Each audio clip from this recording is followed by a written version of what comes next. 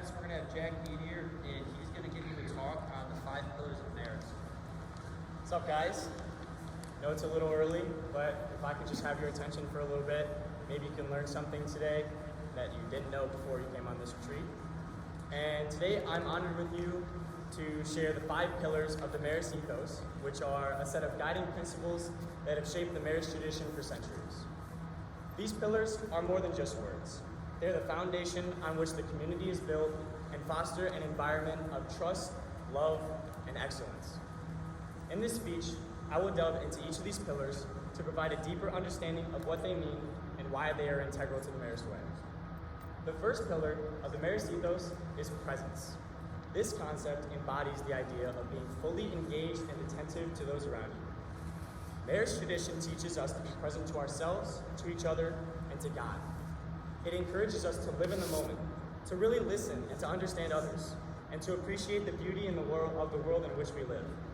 In a world often filled with distractions, the tenet of presence reminds us to slow down, connect, and be fully present in every interaction we have. Someone who encourages me to be present is my grandmother. Growing up, my parents never really took me to church, so when I spend the night at my grandma's house every weekend, you bet she's getting us up for 9 a.m. Mass on Sunday. And in those little moments I got to appreciate God. I really found myself trying to become present so I can understand better the moments that I was missing out with my parents. And the second pillar is simplicity. Simplicity does not mean living without challenges and complexity, but rather to live a life full of unnecessary distractions. It tells us to prioritize what is really important and to find joy in the little things.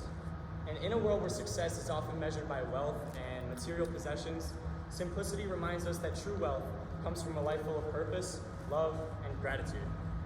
Over the years, we never really had to spend money with my friends to have a good time. My friends really taught me to be simple because growing up as a kid, you didn't need to do certain things to have fun. All we needed to do was live simply and appreciate the time that we spent with each other. The third pillar is family spirit. This pillar emphasizes the importance of creating a sense of belonging within yourself and within your community. And in the Marist tradition, we are not just a collection of individuals, we are a family. We support each other, we care for each other, and we celebrate each other's successes. This family creates an atmosphere of inclusion where everyone is welcome and respected. It reminds us that we are all brothers and sisters in this walk of life. And currently, Coach Brennan has given me the best idea of family spirit. My freshman year, I was not in your shoes. I was a couple blocks north of Marist at the Ag School.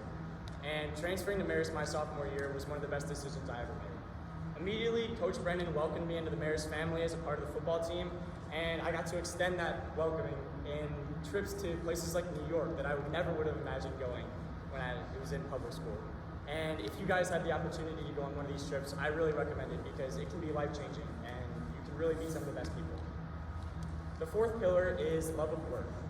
This value motivates us to approach our tasks and responsibilities with enthusiasm and commitment.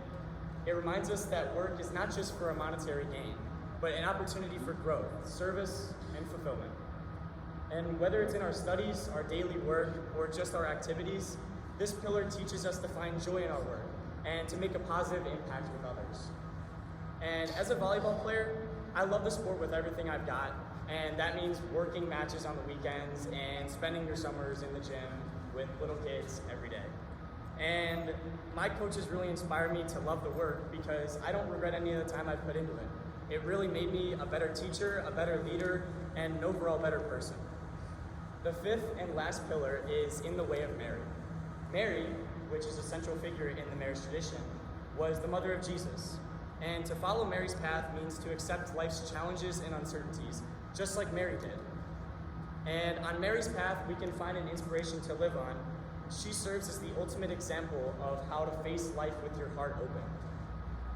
The 5 pillars of the Marist ethos are not only principles to be admired, but they are values to live by.